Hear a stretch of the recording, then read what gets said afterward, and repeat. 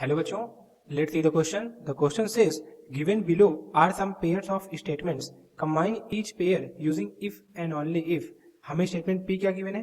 A quadrilateral is a parallelogram if its diagonal bisect each other. और statement Q क्या given है? If the diagonals of a quadrilateral bisect each other, then it is a parallelogram. तो basically हमको यहाँ पे statement दो statement given है और हमसे कहा गया है कि इफ एंड ओनली इफ का यूज करके हम इन दोनों स्टेटमेंट को कंबाइन करना है. तो यहाँ पे सबसे पहले हम समझ लेते हैं कि इस क्वेश्चन के अंदर हम क्या की कंसेप्ट यूज करने वाले हैं. What is the key concept. तो बेसिकली इस क्वेश्चन को लिखने के लिए, इस क्वेश्चन को सॉल्व करने के लिए हमें सबसे पहले ये पता होना चाहिए कि इफ एंड ओनली इफ का यूज कब आता है, हम इसको कब यूज करते हैं, इसका इंटरप्रिटेशन क्या होता है. तो उसके लिए हम एग्जाम्पल लेते हैं. लेट्स से यहाँ पे हमने एक स्टेटमेंट लिया कि X square is equal to 16. अगर एक्स स्क्वायर 16 है तो ये इम्प्लाई करेगा कि हमारा एक्स है ये प्लस माइनस 4 है. सिमिलरली अगर हम कहें कि हमारा x is equal to plus minus 4 है तो ये इम्प्लाई करेगा कि X square is equal to 16 है. बस हमें जो एग्जांपल दिया वो इसी तरीके एग्जांपल दिया है. हमको एक स्टेटमेंट ये p दिया है और एक स्टेटमेंट q दिया हुआ है. दोनों स्टेटमेंट में बात वो एक ही कहा हुआ है, बस हमको उसको इफ एंड ओनली इफ की मदद से लिखना है. अब इसका सिंबल ये होता है, इसका मतलब ये होता है कि अगर कोई स्टेटमेंट है, सेंटेंस है p, वो इंडिकेशन कर रहा हो Q की तरफ, यानी P का जो रिजल्ट है, आउटकम या इंटरप्रिटेशन हम समझ के वो इंडिकेट कर रहा है कि वो Q की तरफ, और साइमल्टेनियसली Q का जो इंटरप्रिटेशन है, इसका जो आउटकम है, इसका जो रिजल्ट है वो Q की तरफ या P की तरफ संकेत कर रहा है.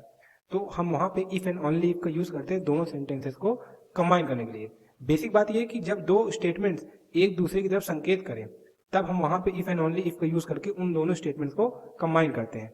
तो ये हमारा पूरा एग्जांपल हो गया. हमने समझ लिया कि हाँ इफ एंड ओनली इफ का मतलब क्या होता है और उसका यूज कब किया जाता है. अब क्वेश्चन में हमको दो स्टेटमेंट गिवन है P एंड Q. तो P क्या हमको गिवन है क्वेश्चन में?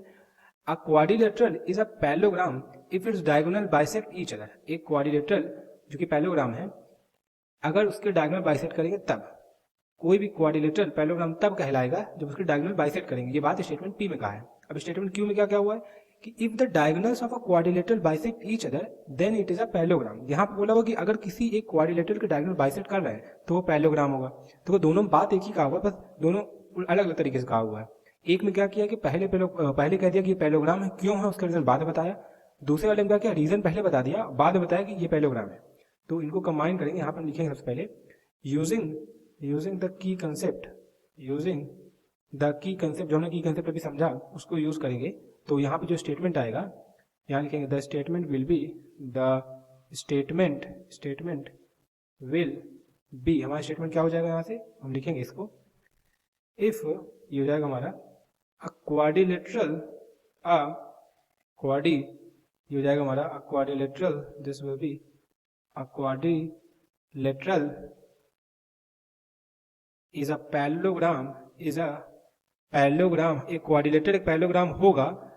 Quadrilateral is a parallelogram if and only if its diagonal bisect each other. its diagonal bisects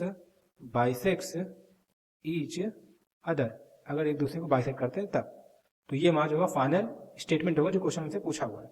So this is the final answer to this question. I hope you have understood everything very well. Thank you and all the best.